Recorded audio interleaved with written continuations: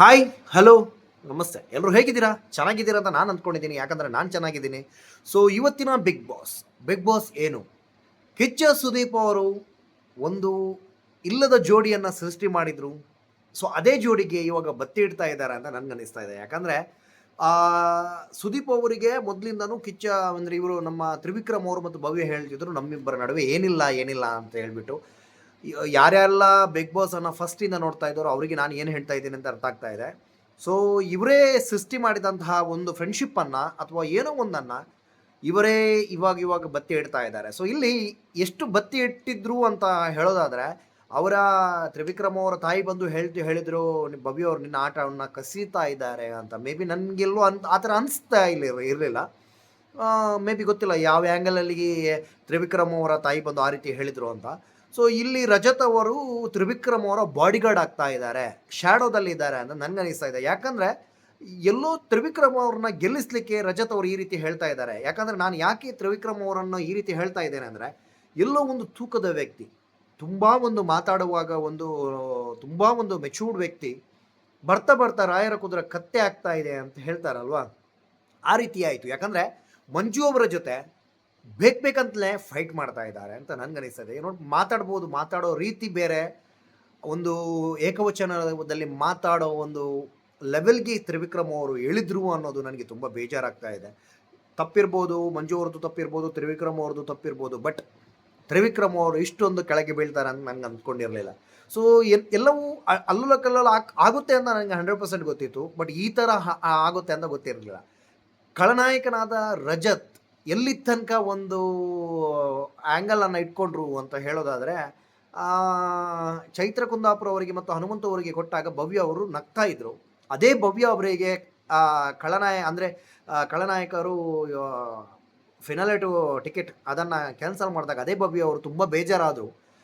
ನನಗೆ ಅನಿಸ್ತಾ ಇದೆ ಇದೊಂದು ಬೇಕಂತಲೇ ಬಿಗ್ ಬಾಸ್ ಅವರು ಮಾಡ್ತಾ ಇದ್ದಾರಾ. ಯಾಕಂದರೆ ಖಳನಾಯಕ ಕೊಟ್ಟು ಒಬ್ಬರ ಕೈಯಲ್ಲಿ ಕೊಟ್ಟು, ಅಂದರೆ ಟಿಕೆಟು ಫಿನಾಲೆ ಅವರನ್ನು ಕಸಿದುಕೊಳ್ಳುವಂತಹ ಪ್ರಯತ್ನ ಇದು ಬಿಗ್ ಬಾಸ್ ಅವರಿಂದನೇ ಆಗಿದ್ದಿದ್ರೆ ಚೆನ್ನಾಗಿರ್ತಿದ್ದು. ರಜತ್ ಅವರಿಂದ ಆಗಿದೆ ಅಂದರೆ ಅಲ್ಲಿ ಸ್ಟ್ರಾಂಗ್ ಪ್ಲೇಯರ್ಸ್ ಕೂಡ ಹೋಗ್ತಾ ಇದ್ದಾರೆ ಅಂತ ನನಗೆ ಅನಿಸ್ತಾ ಇದೆ. ಮೇ ಬಿ ಇದೊಂದು ಯಾವ ನಿಯಮ ಆಟದ್ದು ಅಂತ ನನಗೆ ಅರ್ಥ ಆಗಲಿಲ್ಲ. ನಿಮ್ಗೆ ಏನಾದರೂ ಅರ್ಥ ಆಗಿದ್ರೆ ದಯವಿಟ್ಟು ತಿಳಿಸಿ. ಇಲ್ಲಿ ರಜತ್ ಅವರು ಫಿನಾಲೆ ಅಂದರೆ ಟಿಕೆಟ್ ಟು ಹೋಮ್ ಅಂತ ಕೊಟ್ಟಿದ್ದಾರೆ, ಆದ್ರೂ ಹನುಮಂತು ಅವರು ಮಾತಾಡಲಿಲ್ಲ. ಸೊ ಅದು ಅವ್ರದ್ದು ಸ್ಟ್ರಾಟರ್ಜಿ ಆಗಿರ್ಬೋದು ಅಂತ ನಮ್ಮ ರಜತ್ ಅವರು ಒಪ್ಕೊಳ್ತಾ ಇಲ್ಲ. ಎಲ್ಲಿ ಅವರು ಏನಾದರೂ ಮಾತಾಡ್ತಾರೆ, ಇವರು ಬಾಯಿ ಬಿಡ್ತಾರೆ ಅಂತ ಹೇಳಿಬಿಟ್ಟು ಹನುಮಂತು ಅವರನ್ನು ಅಂದರೆ ಅವರು ಮಾತಾಡಿಲ್ಲ, ಕಿಲಾಡಿ ಅಂತ ಹೇಳ್ತಾ ಇದ್ದಾರೆ. ಸೊ ಇಲ್ಲಿ ರಜತ್ ಅವರು ಅವರದೇ ಒಪಿನಿಯನನ್ನು ನಮ್ಮ ತಲೆಗೆ ಹಾಕ್ತಾ ಇದ್ದಾರೆ, ಎಲ್ಲರ ತಲೆಗೂ ಹಾಕ್ತಾ ಇದ್ದಾರೆ ಅಂತ ನನಗೆ ಅನಿಸ್ತಾ ಇದೆ. ಸೊ ನಿಮಗೆಲ್ಲ ಹಿಂಗೆ ಏನು ಅನಿಸ್ತಾ ಇದೆ ನೋಡಿ. 100% ರಜತ್ ಅವರು ಈ ಬಿಗ್ ಬಾಸನ್ನು ಗೆಲ್ಲಲ್ಲ, 100% ಇದೆ. ಯಾಕಂದರೆ ವೈಲ್ಡ್ ಕಾರ್ಡ್ ಎಂಟ್ರಿ ಒಂದು, ಇನ್ನೊಂದು ಅವರ ಒಂದು ಗೇಮು ಯಾವ ರೀತಿ ಇದೆ ಅಂದರೆ ಎಲ್ಲ ಕಡೆಯಿಂದನೂ ಸೇಫ್ ಗೇಮ್ ಆಡ್ತಾ ಇದ್ದಾರೆ. ಸೊ ಅವ್ರಿಗೆ ಗೊತ್ತಿದೆ ಯಾರು ವೀಕ್ ಇದ್ದಾರೆ, ಯಾರು ಸ್ಟ್ರಾಂಗ್ ಇದ್ದಾರೆ ಅಂತ. ಸೊ ಅದ್ರ ಪ್ರಕಾರ ಅವರು ಆಡ್ತಾ ಇದ್ದಾರೆ. ಯಾರು ಸ್ಟ್ರಾಂಗ್ ಇದ್ದಾರೆ ಅವರು ಜುಟ್ಟು ಇಟ್ಕೊಂಡು ಆಡ್ತಾ ಇದ್ದಾರೆ ಅಂತ ನನಗೆ ಅನಿಸ್ತಾ ಇದೆ. ಸೊ ನೋಡಬೇಕು ಏನೇನಾಗುತ್ತೆ ಅಂತ ಹೇಳ್ಬಿಟ್ಟು. ಬಿಗ್ ಬಾಸ್ ಅಂದರೆ ಸ್ಟಾರ್ಟ್ ಆಗುವಾಗ ಹೇಳಿದರು ಮಾರಿ ಹಬ್ಬ ಇದೆ ಅಂತ, ಬಟ್ ಈ ಥರ ಮಾರಿ ಹಬ್ಬ ಕೊಡ್ತಾರೆ ಅಂತ ಅಂದ್ಕೊಂಡಿರಲಿಲ್ಲ. ಇಲ್ಲಿ ಎಲ್ಲವೂ ಚೇಂಜ್ ಆಗುತ್ತೆ ಅಂತ ಅಂದ್ಕೊಂಡೆ. ಭವ್ಯ ಅವರು ಎಲ್ಲೋ ಮಿಸ್ ಹೊಡಿತಾ ಇದ್ದಾರೆ, ಮಂಜು ಅವರು ಏನೋ ಸ್ಟ್ರಾಟರ್ಜಿ ಮಾಡೋಕ್ಕೋಗಿ ಸಿಕ್ಕಾಕೊಳ್ತಾ ಇದ್ದಾರೆ.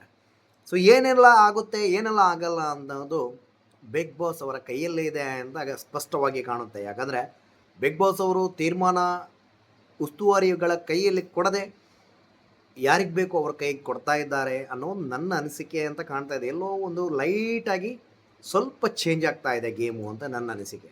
ಯಾರು ಅಬ್ಸರ್ವ್ ಮಾಡಿದ್ರೋ ಇಲ್ವೋ ಗೊತ್ತಿಲ್ಲ, ಭವ್ಯ ಅವರು, ಚೈತ್ರ ಅವರು ಮತ್ತು ಗೌತಮಿ ಅವರು, ಹನುಮಂತು ಅವರು ಆಡ್ತಾ ಇದ್ದಾರೆ. ಮೋಕ್ಷಿತ ಅವರು ಎಲ್ಲೋ ಒಂದು ಸೇಫ್ ಝೋನಲ್ಲಿ ಇದ್ದಾರೆ ಅಂತ ನನಗೆ ಅನಿಸ್ತಾ ಇದೆ. ಯಾಕಂದರೆ ಅವರನ್ನು ಯಾರು ಟಾರ್ಗೆಟ್ ಮಾಡ್ತಾ ಇಲ್ಲ, ಎಲ್ಲೋ ಒಂದು ಮಿಸ್ ಹೊಡಿತಾ ಇದೆ ನನಗೆ. ಏನೋ ಇದು ಫಿಕ್ಸಿಂಗಾ ಗೊತ್ತಿಲ್ಲ, ನೋಡಬೇಕು. ಭವ್ಯ ಅವರು ಹೆಂಗೆ ಆಡ್ತಾ ಇದ್ದಾರೆ ಅಂದರೆ, ಅವರು ಏನಾದರೂ ಯಾರಿಗಾದರೂ ಹೇಳಿದ್ರೆ ಎಲ್ಲರೂ ತಗೊಳ್ಬೇಕು, ಬಟ್ ಅವರಿಗೆ ಯಾರಾದರೂ ಹೇಳಿದ್ರೆ ಅವರು ತಗೊಳ್ಳೋದೇ ಇಲ್ಲ. ಇಲ್ಲಿ ಎಲ್ಲವೂ ಒಂದು ಅಂದರೆ ಎಲ್ಲ ಎಷ್ಟು ಸರಿ ಹೇಳಿದ್ರು ಭವ್ಯ ಅವರಿಗೆ ಅರ್ಥ ಆಗ್ತಾ ಇಲ್ವೋ ಏನೋ ಅಂತ ನನಗನ್ನಿಸ್ತಾ ಇದೆ. ಯಾಕಂದರೆ ತ್ರಿವಿಕ್ರಮ್ ಅವರು ಅಷ್ಟು ಚೆನ್ನಾಗಿ ಅವ್ರಿಗೆ ಎಕ್ಸ್ಪ್ಲೈನ್ ಮಾಡಿದ್ದಾರೆ ಕಳೆದ ಒಂದೆರಡು ತಿಂಗಳಿಂದನೇ ಅಂತ ಹೇಳ್ಬೋದು. ಆದ್ರೂ ಅವರಿಗೆ ಅರ್ಥ ಆಗ್ತಾ ಇಲ್ಲ. ಫೈನಲಲ್ಲಿ ಇದ್ದಾರೆ ಅವರು. ಇವಾಗ ಫಿನಾಲೆ ವಾರ ಎಲ್ಲ ನಡೀತಾ ಇದೆ. ಹೆಂಗೆ ಮಾತಾಡಬೇಕು, ಹೆಂಗೆ ಮಾತಾಡಬೇಕು ಅಂತ ಗೊತ್ತಾಗ್ತಾ ಇಲ್ಲ ಅವರಿಗೆ. ಸೊ ಇಲ್ಲಿ ಅವರು ಅವ್ರದ್ದೇ ಒಂದು ಲೋಕದಲ್ಲಿ ಇದ್ದು ಒಂದು ಬೇರೆ ರೀತಿಯೇ ಆಟ ಆಡ್ತಾ ಇದ್ದಾರಾ, ಇದು ಸ್ಟ್ರಾಟಜಿ ಅಂತ ಹೇಳ್ಬೋದಾಗುತ್ತಿಲ್ಲ. ಸೊ ಇಲ್ಲಿ ಮೋಕ್ಷಿತಾ ಅವರು ಒಂದು ಸೇವ್ ಆದರು ಒಂದು ಕಡೆ. ಇಲ್ಲಿ ಮಂಜು ಮತ್ತು ರಜತ್ ಅವರಿಗೆ ಗಲಾಟೆ ಸ್ಟಾರ್ಟ್ ಆಗಿದೆ.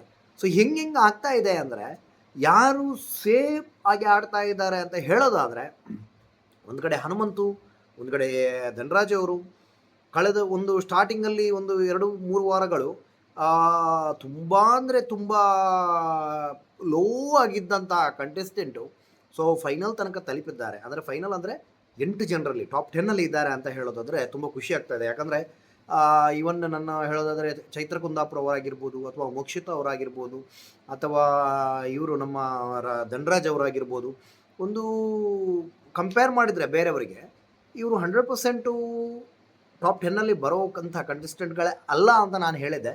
ಸೊ ಬಂದಿದ್ದಾರೆ, ತುಂಬ ಖುಷಿ ಆಗ್ತಾ ಇದೆ. ಸೊ ಹೆಂಗೆಲ್ಲ ಆಟ ಆಡ್ತಾ ಇದ್ದಾರೆ ಅಂತ ನೋಡಬೇಕು. ಧನರಾಜ್ ಅವರ ಪರವಾಗಿ ನಿಂತ ರಜತ್ ಅವರಿಗೆ ಧನರಾಜ್ ಅವರೇ ಹೇಳ್ತಾ ಇದ್ದಾರೆ, ಉಸ್ತುವಾರಿಯಾಗಿ ಅವರು ಉಸ್ತುವಾರಿ ಕೆಲಸವನ್ನು ಮಾಡೋದು ಬಿಟ್ಟು ನನ್ನ ಪರವಾಗಿ ಮಾತಾಡಿದ್ರು ಅಂತ. ಆದರೆ ಧನರಾಜ್ ಅವರ ಒಂದು ಗೇಮು ಯಾರಿಗೆಲ್ಲ ಅರ್ಥ ಆಯಿತೋ ಯಾರಿಗೆಲ್ಲ ಅರ್ಥ ಆಗಿಲ್ಲೋ ಗೊತ್ತಿಲ್ಲ. ಇಲ್ಲಿ ಧನರಾಜ್ ಅವರೇ ಬಂದು ಹನುಮಂತು ಅವರ ಹತ್ರ ಹೇಳ್ತಾರೆ, ಉಸ್ತುವಾರಿ ಕೆಲಸ ಮಾಡಬೇಕಿತ್ತು, ನನ್ನ ಪರವಾಗಿ ಮಾತಾಡಬಾರ್ದಿತ್ತು ಅಂತ.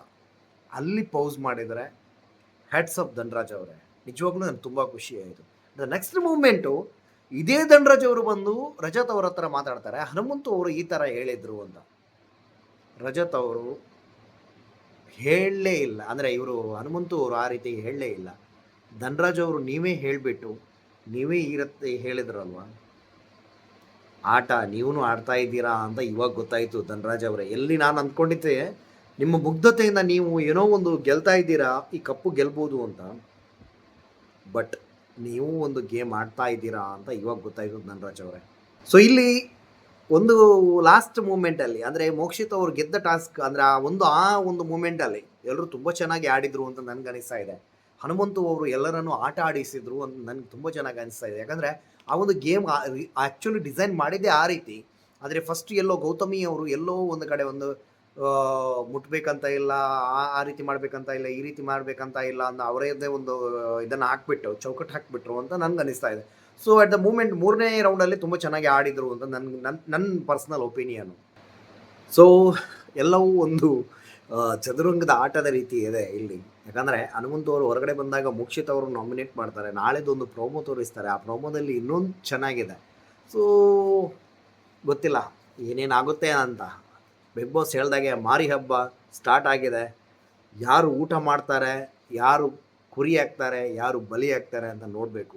ಸೊ ಎಲ್ಲವನ್ನೂ ನೋಡೋಣ. ಇವತ್ತಿನ ಬಿಗ್ ಬಾಸ್ ಇಷ್ಟೇ ಅಂತ ಹೇಳ್ತಾ ನಾಳೆ ಸಂಜೆಗೆ ಮತ್ತೆ ಸಿಗೋಣ. ಸೊ ಟೇಕ್ ಕೇರ್, ಬಾಯ್, ಗುಡ್ ನೈಟ್.